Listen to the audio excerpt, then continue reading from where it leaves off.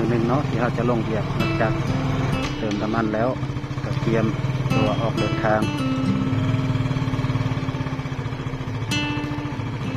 เตรียมกล้องเขาก็เริ่มออกเดินทาง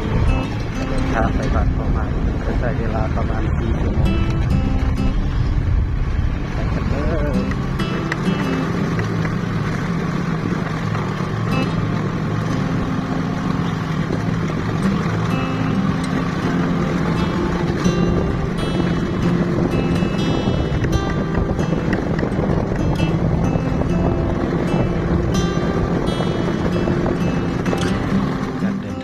ประมาณ1 ชั่วโมงนี่มาหอดจุดชมวิวภูจอมจิตจอมจันทร์จุดนี้จะเป็นจุดชมวิวที่งามที่สุดเป็นภูที่สูงที่สุดในเขตนี้ทุ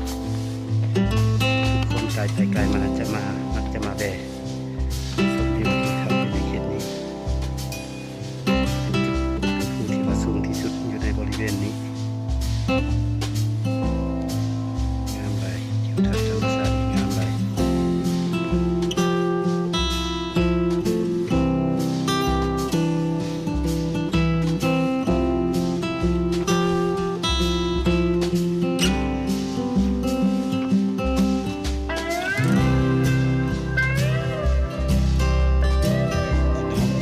ทางมากัน2 คนมาลงเบียกนำกันนี่กับทีมงานเราจะเดินทางไปบ้าน3 เมืองบ้านคิวซานในวันนี้จะใช้เวลาเฮ็ดเบียกอยู่2 มื้อการเดินทางนี้ทักทายกองได้ทีมงานมานำกัน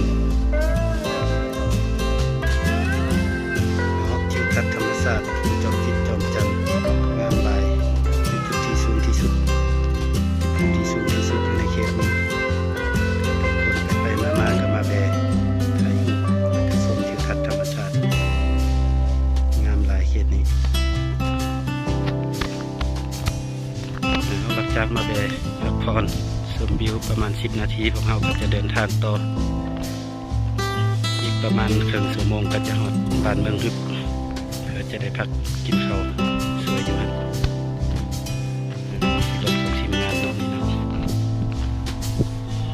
จากเดินทางมา2 ชั่วโมงครึ่งเราก็มาหอดบ้านเมืองฮึบพอดีมื้อนี้เขาเจ้ามีงานดองเนาะอยู่ในบ้านเมืองฮึบเกิดเป็นบ้านที่ว่าใหญ่เป็นกลุ่มบ้านที่ใหญ่อยู่ในเขตนี้มี3 แยกอยู่นี่นี่เป็นทางมาแต่บางเสียงมาแต่เมืองพนทองทางนี้เป็นทางไปจะไปหอดชายแดนเวียดนามไปสอดใส่เมืองใหม่โพสลีเนาะไปบ้านเมืองฮึบทางนี้เป็นทางสิเมื่อบ้านเป้าหมายของเราสิเดินทางไปทางนี้ไปบ้าน3 เมืองแล้วก็บ้านคิวซางใส่เวลาอีกประมาณ1 ชั่วโมงครึ่งจะหอดบ้านเป้าหมายของเรา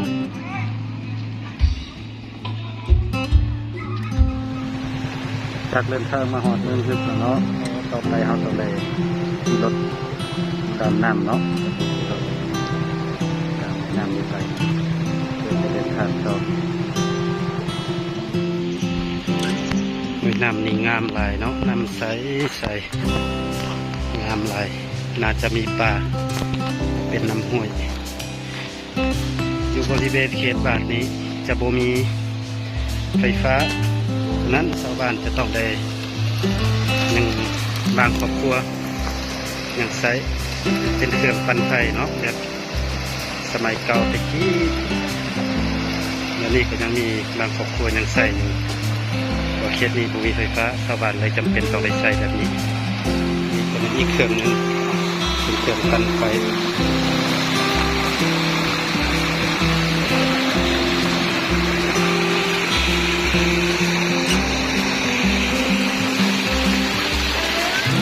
รถข้ามภาคมาแล้วเนาะ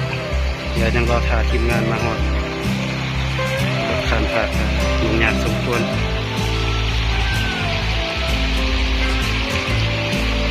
สัตว์น้ำใสเย็นดีขนาดนั้นนี่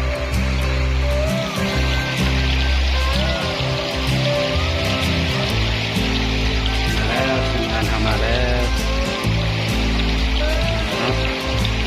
กำลังสิขันมัน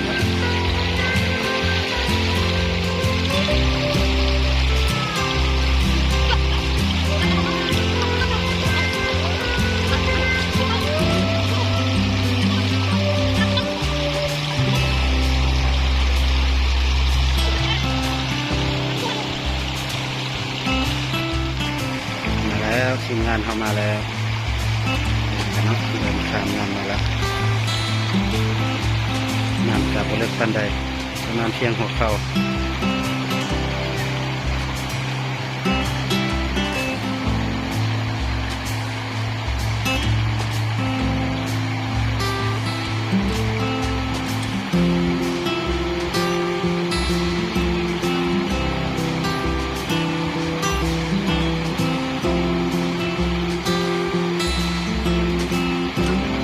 จักดับ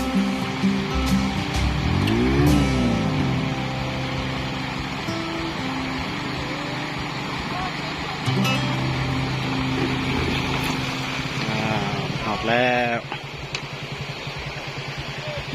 เอาเกมเดินทางต่อเลย